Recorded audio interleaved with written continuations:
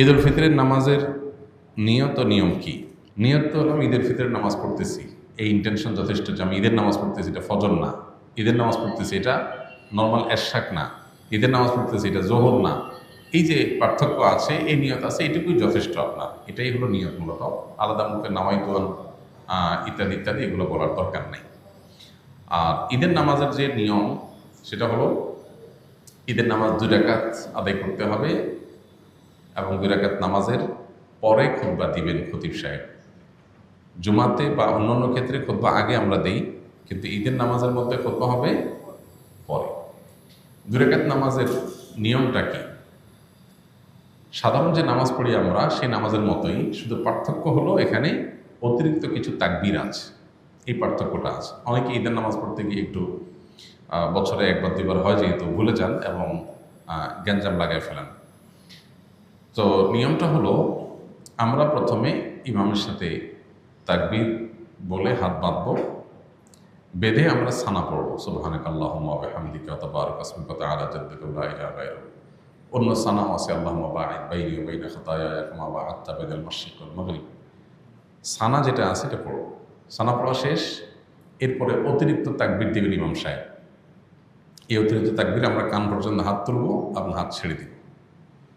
অতিরিক্ত তাকবীর কয়টা দিব এটারই মত পার্থক্য আছে। 2 মতের সপক্ষেই বিশুদ্ধ হাদিস রয়েছে। এ সম্পর্কে বিস্তারিত জানতে চাইলে ডক্টর খন্দকার আব্দুল্লাহ জাহাঙ্গীর রহমান আলাদা বই আছে এটার উপরে, ঈদের সালাতের তাকবীর নিয়ে, সেটা দেখতে পারেন।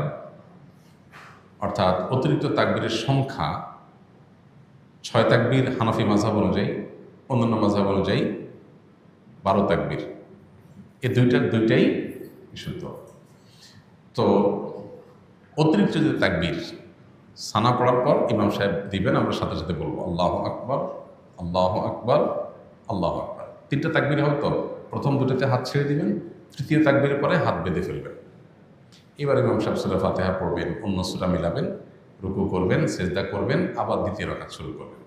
দ্বিতীয় রাকাতে তাকবীরটা হবে শেষে।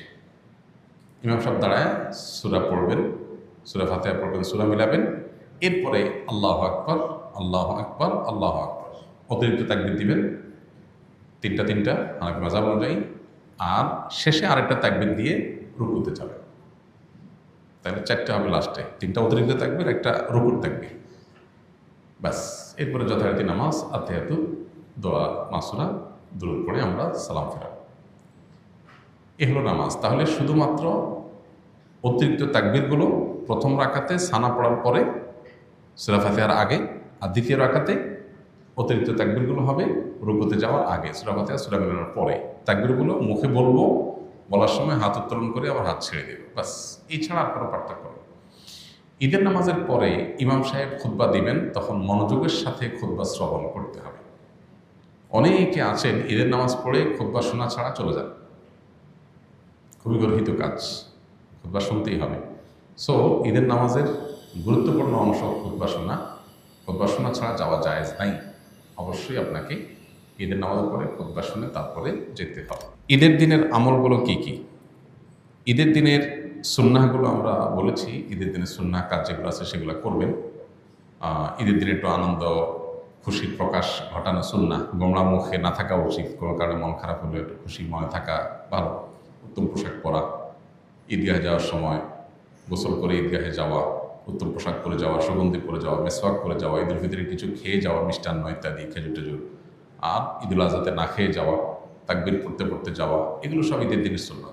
ঈদের দিন উপলক্ষে একটা গুরুত্বপূর্ণ বিষয় আমাদের লক্ষ্য করা দরকার, সেটা হলো আজকাল বিশেষ করে ঈদের দিনে আমরা আমাদের আনন্দ ভাগাভাগির চাইতে মোবাইল নিয়ে বেশি ডুবে থাকি। ছেলে কি বুড়ো সবাই এক্ষেত্রে সমান, নারী কি পুরুষ কারো কোনো পার্থক্য নেই, সবাই মোবাইলে আমরা আসক্ত হয়ে গেছি এবং এমনভাবে হয়ে গেছি যে ঈদের আনন্দটাও আমাদের মোবাইলে কেড়ে নিয়ে যায়। এই দিনটাতে আমাদের উচিত আমাদের প্রতিবেশী, আত্মীয় স্বজন, অভাবী মানুষ কিংবা সাধারণ যে কোনো মানুষ, তাদের সাথে দেখা সাক্ষাৎ করা, খোঁজখবর নেওয়া, কুশল বিনিময় করা, ঈদের শুভেচ্ছা বিনিময় করা। ঈদের শুভেচ্ছা কীভাবে বিনিময় করবেন? তাকাব্বালাল্লাহু মিন্না ওয়া মিনকুম, আল্লাহ আমার এবং আপনার, আমাদের উভয়ের সব নেক আমলগুলো কবুল করে নেক রমজান যেগুলো আমরা করেছি, এটা হলো ঈদের শুভেচ্ছা। তাকাব্বালাল্লাহু মিন্না ওয়া মিনকুম। পাশাপাশি ঈদ মুবারক আপনি বলতে পারেন, অসুবিধা নেই, কিন্তু সুন্নাত হলো তাকাব্বালাল্লাহু মিন্না ওয়া মিনকুম বলা। তো এইভাবে আমরা শুভেচ্ছা বিনিময় করব। মোবাইলে ডুবে না থেকে সবার সাথে আমরা আনন্দ ভাগাভাগি করার চেষ্টা করব এবং গরিব অভাবের মানুষদের ঘরবাড়িতে যে বিশেষভাবে তাদেরকে ঈদের আনন্দটা দেওয়ার চেষ্টা করবো ইনশাআল্লাহ।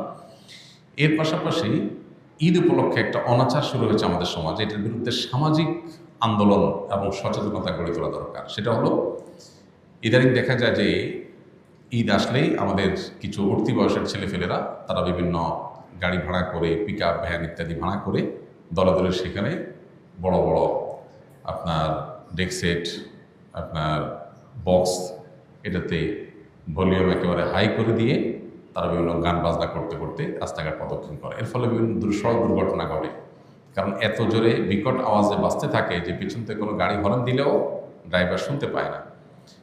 আর সবচেয়ে বড় কথা হলো, একটা সুস্থ সভ্য সমাজে আপনি গানের আওয়াজে পুরো সমাজকে প্রকম্পিত করে তুলবেন, কেউ ঘুমাইতে পারে, কারোর ক্ষতি হতে পারে, এটা কোনো সুস্থ বা স্বাভাবিক একটা সমাজে এটা সম্ভব না। এটা নিশ্চয়ই একটা অসুস্থতার আলামত। এই জন্য এটাকে থামানো দরকার। ঈদের আনন্দ তরুণরা করবে, কিন্তু সেটা করতে গিয়ে যদি তারা উশৃঙ্খলতা করে, বখাটেপনা করে, তাহলে সেটা অবশ্যই থামাতে হবে এবং থামানোর জন্য এলাকাভিত্তিক নানাবিধ উদ্যোগ নেওয়া দরকার। চাঁদ রাতের স্পেশাল আমলগুলো কি কি? চাঁদ রাতের স্পেশাল আমল আছে কিনা, ফজিলত আছে কিনা, এটার উত্তর হলো যে একটি হাদিস আছে এই প্রসঙ্গে, যদি কেউ চাঁদ রাতে রাত জেগে ইবাদতবন্দি করে তাহলে কিয়ামতের ভয়াবহতা থেকে আল্লাহ তাকে হেফাজত করবেন। এই হাদিসের সনদ নিয়ে মুহাদ্দিসদের অনেকেরই আপত্তি আছে, অনেকে আপত্তি তুলেছেন এবং অনেক ওলামা একরাম চাঁদ রাতের আলাদা ইবাদতের কোনো ফজিলতকে অস্বীকার করেছেন, চাঁদ রাতের কোনো আলাদা ফজিলতের কথা বলেননি।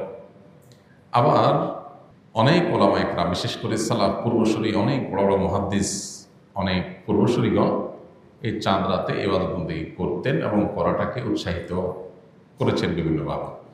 কিন্তু হাদিসের আলোকে যদি বলেন তাহলে সেক্ষেত্রে আসলে তেমন কোনো বিশুদ্ধ হাদিস এক্ষেত্রে বর্ণিত হয়নি। যে হাদিস আছে সে হাদিসের সনদের মধ্যে দুর্বলতা আছে। তবে এটা ঠিক যে ঈদের চাঁদ দেখা যাওয়ার পর থেকে তাকবীর পাঠ ঈদুল ফিতরে এটা আমাদের করতে হবে, এটা একটা আমল। আবার ফজর নামাজ আগে আগে উঠে মসজিদে আদায় করা, এটা আরেকটা আমল। এই আমলগুলো আমাদের বিশেষভাবে যত্নশীল হইতে হবে। আর এছাড়া তাহাজ্জুদ, ভোর রাতের আমল, এগুলো তো আমরা লক্ষ্য করবো।